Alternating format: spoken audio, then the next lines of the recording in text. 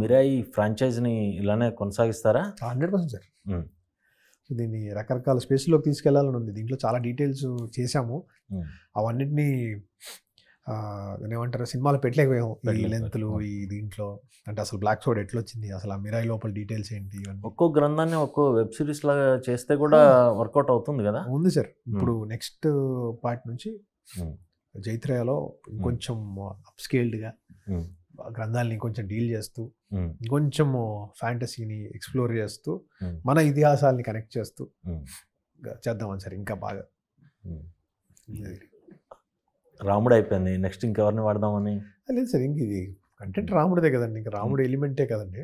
జైత్రయ is about Rama's ఎలిమెంటే ఉంటుంది sir. కానీ రాముడిది మనం రాముడిని తీసుకొచ్చేద్దాం అని ట్రై చేస్తే వర్కౌట్ అవుదేమో సార్. దానికి ఒక నెసెసిటీ అన్ని క్రియేట్ చేయాలి డ్రామా. దీంట్లో కూడా చాలా డ్రామా క్రియేట్ చేసాం. అది అయ్యి ఒక యాంటీగాడ్ క్రియేట్ అయిపోయి అమృతం తీసేసుకున్న తర్వాత ఒక వేదానికి కుర్రాడు త్యాగానికి రెడీ అయిపోయి త్యాగం చేసుకుంటున్న టైంలో అప్పుడు నెసెసిటీ క్రియేట్ అయింది సార్.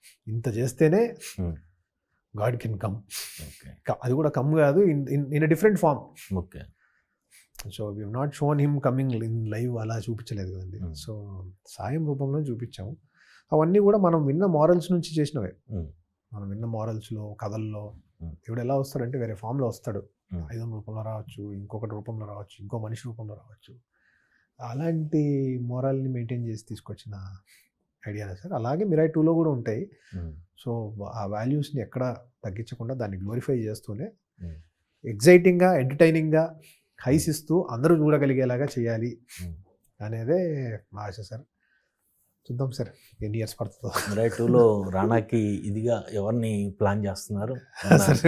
వ్యూ ఉంటుంది కదా. Very early to talk sir. ఇంకా నాకు ఒక ఈజీగా 6 months 9 months పడుతుందేమో sir writing. Then will know దాన్ని ఏం చేయొచ్చు అనేది.